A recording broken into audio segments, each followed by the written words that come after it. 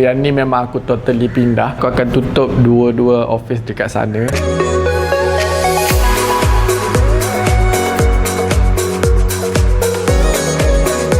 Hi guys, welcome back to my another video. Ini ada dekat office baru. Ni adalah studio baru aku yang aku akan pindah. Yang ni memang aku totally pindah. Aku akan tutup dua-dua office dekat sana. Sebelum ni aku ada dua lah. Satu untuk aku buat office, satu lagi untuk buat shoot. Aku punya studio yang previous pada tahun 2019 sebelum Covid. Alhamdulillah ada rezeki lebih Allah bagi. And then aku pun cubalah untuk bagi keselesaan kepada klien. Pada ada dua short lot yang kecil yang sebelum ni dalam square feet dia dalam 800 ke 900 square feet macam tu, dua office. So aku cantumkan. Aku duduk sekarang adalah new studio aku lah. Aku estimate aku akan settle untuk studio ni di awal bulan 11 lah. Memang banyak duit yang keluar untuk settle down this one. Kekurangan aku pindah dekat sini maybe susah sikit lah nak sumbat dua klien dalam satu masa. Sekarang aku perlukan ruang untuk klien. Biasanya aku akan shoot, klien akan datang tim yang sangat ramai, mungkin dalam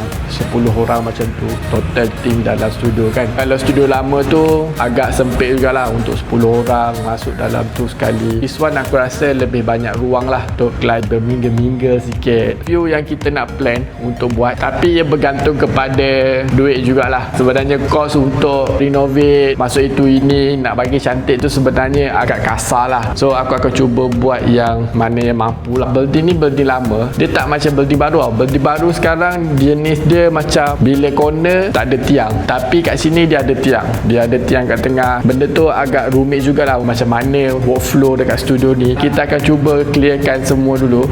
Keadaan yang belum siap lah. Aku nak bawa korang tengok view semua sebelum renovate. So harga untuk this studio memang mahal sikit lah daripada yang sebelah sana, sebab this one dia corner, dia lagi besar.